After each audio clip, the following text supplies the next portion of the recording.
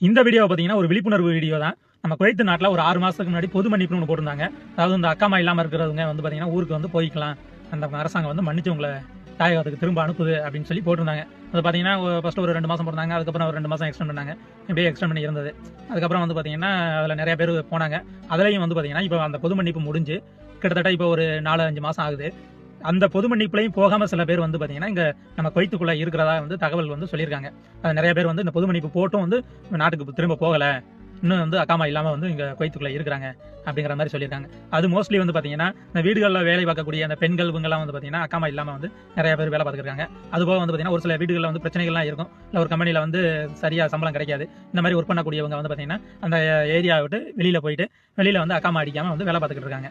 குவைத்தில் புது மன்னர் பதவியேற்று 1 வருஷம் ஆயிடுச்சு. இந்த புது மன்னர் என்ன பண்ணுறாரு அப்படின்னா, நம்ம குவைத் நாட்டை பொறுத்த வரைக்கும் சட்ட திட்டங்களை வந்து ரொம்ப கடுமையாக்கியிருக்காரு.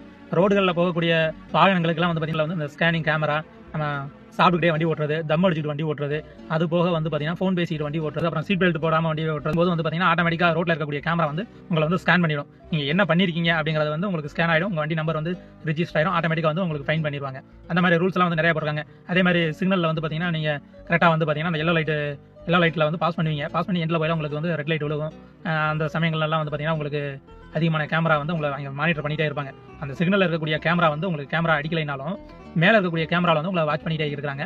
அதனால் வந்து பார்த்தீங்கன்னா உங்களுக்கு அந்த கேமராவில் ரெக்கார்ட் ஆகலைனாலும் வேறு கேமராவில் வந்து உங்களுக்கு உங்களுடைய ஆக்டிவிட்டிஸ் வந்து ரெக்கார்ட் ஆகும். அதில் வந்து பார்த்தீங்கன்னா உங்களுக்கு வந்து ஃபைன் அடிப்பாங்க. அதே மாதிரி போட்டிருக்காங்க. அது போக வந்து பார்த்தீங்கன்னா பாலத்துக்கு கீழே அங்கங்கே கேமரா வச்சு உங்களை வந்து மானிட்டர் பண்ணிட்டு இருக்காங்க. டிராஃபிக்கில் லைனாக போயிட்டு இருக்கும். நம்ம வந்து பார்த்தீங்கன்னா சைடில் அடுத்த ஒரு ட்ராக்ல போயிட்டு இருப்போம். டிராஃபிக்கில் வந்து லைனில் வண்டி போயிட்டு இருக்கும். இடையில வந்து நம்ம டப்புனு லெஃப்ட் எடுத்து உள்ள வந்து டிராஃபிக்ல இருந்து உள்ள ஒரு அந்த எந்த லைன் போயிட்டு இருக்கோ அந்த ஏரியாவில் வரையில அந்த மாதிரி போவோம். அந்த மாதிரி பிரச்சனைகள் எல்லாம் வந்து பார்த்தீங்கன்னா ஃபைன் அடிக்கிறாங்க. இந்த மாதிரி வண்டி ஓட்டக்கூடியவங்க வந்து அவாய்ட் பண்ணிக்கோங்க. வெளியில பாஞ்சு வேலை பார்க்குறவங்க, அக்காமா இல்லாமல் வேலை பார்க்குறவங்க அப்படின்னா நீங்கள் ஊருக்கு போக நினைக்கிறீங்க அப்படின்னா எம்பசியை கான்டாக்ட் பண்ணி நீங்கள் தாராளமாக வந்து ஊருக்கு போய்க்கலாம். நீங்கள் இல்லை இன்னும் எனக்கு குடும்பத்தில் நிறைய பிரச்சனைகள்லாம் இருக்குது, எனக்கு வந்து பண பிரச்சனை இருக்குது, இன்னும் 1 வருஷம் இருந்துட்டு போகிறேன் அப்படின்னு நினைச்சீங்க அப்படின்னா இன்னைக்கு இருக்க சட்டத்திட்டங்கள் வந்து நாளைக்கு வந்து இன்னும் ஹெவி ஆகிட்டு தான் இருக்குது. குவைத்தை பொறுத்த வரைக்கும் சட்டத்திட்டங்கள் வந்து வர ரொம்ப இன்க்ரீஸ் பண்ணிட்டே இருக்காங்க, ரொம்ப கடுமையாக போட்டுருக்காங்க. அதனால நாளைக்கு நீங்கள் எப்போ மாற்றீங்களோ அப்போ வந்து பார்த்தீங்கன்னா உங்களை ஜெயிலில் தூக்கி ஒரு 6 மாதம் உள்ள வைக்கிற மாதிரியான ஒரு வாய்ப்பு வந்து உருவாகும். அதனால் இப்போ நீங்கள் ஊருக்கு போகணும்னு நினைக்கிறீங்க அப்படின்னா தாராளமாக வந்து நீங்கள் ஊருக்கு வந்து எம்எஸ்சியை கான்டாக்ட் பண்ணி எம்எஸ்சிக்கு போனீங்க அப்படின்னா உங்களுக்கு பாஸ்போர்ட் இல்லைன்னா ஒயிட் பாஸ்போர்ட் அப்ளை பண்ணுவாங்க. ஒயிட் பாஸ்போர்ட் அப்ளை பண்ணால் ஒரு 20 நாள் உங்களுக்கு ஒயிட் பாஸ்போர்ட் கிடைக்கும். அதுக்கப்புறம் வந்து பார்த்தீங்கன்னா நீங்கள் வந்து டிக்கெட் போட்டுட்டு ஊருக்கு போகிறதுனா போகலாம்.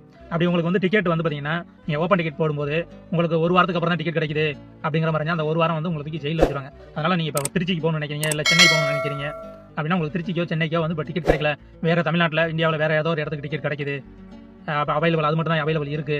திருச்சிக்கும் சென்னைக்கும் வந்து பார்த்தீங்கன்னா 1 வாரத்துக்கு அப்புறம் தான் அவைலபிள் இருக்குது அப்படிங்கிற மாதிரி இருந்துச்சுன்னா உங்களுக்கு எங்கே அவைலபிள் கிடைக்குதோ அங்கேயே போயிடுங்க. ஏன்னா உங்களுக்கு 1 வாரத்துக்கு அப்புறம் தான் உங்களுக்கு டிக்கெட் கன்ஃபார்ம் ஆகுது அப்படின்னா அந்த 1 வாரம் வந்து பார்த்தீங்கன்னா நீங்கள் ஜெயிலில் தான் இருக்கணும். ஜெயிலுக்கு கிட்டத்தட்ட ஒரு 400 பேர் ஸ்டே பண்ணியிருக்காங்க அப்படின்னா 4 பாத்ரூம் தான் இருக்கும். ஒருத்தன் இருமுனா தும்முறான் அப்படின்னா அது வந்து அடுத்த மூஞ்சில தான் வந்து தெரியும். அந்த அளவுக்கு தான் க்ரௌடு இருக்கும். ஜெயிலை பொறுத்த வரைக்கும் அந்த அளவுக்கு தான் க்ரௌடு இருக்குது.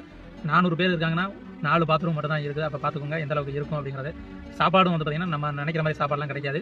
சாப்பாடு வந்து ரொம்ப கஷ்டமாக இருக்கும். குப்பூஸ் தான் கொடுப்பாங்க. அந்த குப்பூஸுக்கு வந்து தொட்டுக்கிறது கூட சரியாக வந்து கிடைக்காது. நீங்கள் 4-5 நாள் உள்ளே இருக்கிறது மாதிரி இருந்துச்சு அப்படின்னா வாழ்க்கையில் வந்து அந்த 4-5 நாளையும் உங்களால் வந்து உங்களுடைய ஆயுஷ்காலம் முழுவதும் மறக்க முடியாத நாளாக தான் இருக்கும். அதுக்கப்புறம் வந்து பார்த்தீங்கன்னா உங்களை வந்து ஃபிங்கர் எடுத்து தான் நாடு கடத்துவாங்க. நீங்கள் திரும்ப வந்து குவைத்துக்குள்ளே வந்து என்ட்ரி ஆக முடியாது. அப்படி தான் வந்து நாடு கடத்துவாங்க. இது வரைக்கும் இருந்துட்டேன், இன்னொரு 2 வருஷம் இருந்துட்டு அப்படியே ஒளிஞ்சு மறைஞ்சு இருந்துட்டு நான் போயிட்டேன் அப்படின்னா என்னுடைய பிரச்சனைகள்லாம் சால்வ் ஆகிடும் அப்படின்னு சில பேர் நினச்சிக்கிட்டு இருப்பீங்க. இன்னும் இந்த நீங்கள் ஒளிஞ்சு மறைஞ்சு இருக்கலாம். நீங்கள் எப்போ மாற்றீங்களோ அப்போ வந்து பிடிச்சி உங்களை 6 மாதமோ 1 வருஷமோ உள்ளே வச்சு தான் வந்து அனுப்புவாங்க. அந்த மாதிரி பிரச்சனைகளை வந்து தவிர்க்கணும் அப்படின்னா நீங்களே வந்து போகிறது வந்து பெஸ்ட்டாக இருக்கும். ஏன்னா இன்னும் போக போக வந்து சட்டத்திட்டங்கள் வந்து இன்னும் கடுமையாக தான் இருக்கும். அதனால் வந்து என்ன ரூல்ஸோ குவைத் நாட்டை பொறுத்த வரைக்கும் ரூல்ஸை வந்து கண்டிப்பாக ஃபாலோ பண்ணி தான் ஆகணும். நம்ம அந்த மாதிரி ஃபாலோ பண்ணி இருந்தால் மட்டும்தான் அந்த நாட்டில் வந்து இருக்க முடியும். குவைத் நாட்டுக்காரங்க ஃபாலோ பண்ணுறாங்களோ இல்லையோ வேலைக்கு வந்துருக்கக்கூடிய நம்ம வந்து கண்டிப்பாக ஃபாலோ பண்ணி தான் ஆகணும். நீங்கள் வெளிநாட்டுக்குன்னு வேலைக்குன்னு வந்துட்டீங்க அப்படின்னா அந்த நாட்டில் இருக்கக்கூடிய சட்டத்திட்டங்களை வந்து நீங்கள் ஃபாலோ பண்ணக்கூடியவராக தான் வந்து இருக்கணும். இந்த நாட்டு குடிமக்கள் வந்து அந்த சட்டத்திட்டங்களை ஃபாலோ பண்ணுறாங்களோ ஃபாலோ பண்ணலையோ அது வந்து அப்பாற்பட்ட விஷயம். ஆனால் நம்ம வேலைக்கு ஒர்க் பண்ணதுக்கு வந்திருக்கோம் அப்படின்னா கண்டிப்பாக வந்து நம்ம அந்த நாட்டு சட்டத்திட்டங்களை வந்து ஃபாலோ பண்ணணும். அதை தான் வந்து அவங்க எதிர்பார்ப்பாங்க. இந்த சட்டத்திட்டங்களை நம்ம மீறும்போது நமக்கான தண்டனைகள் வந்து மிக கடுமையாக இருக்கும். அதை வந்து யாரும் மறந்துட வேண்டாம். இந்த மாதிரி குவைத்தை பற்றின அப்டேட்டுக்கு நம்ம சேனலை ஃபாலோ பண்ணாதவங்க ஃபாலோ பண்ணிருங்க. அப்படியே இந்த வீடியோக்கு ஒரு லைக் பண்ணிருங்க. அடுத்து ஒரு நல்ல இன்ட்ரெஸ்டிங்கான வீடியோவில் சந்திப்போம். நன்றி.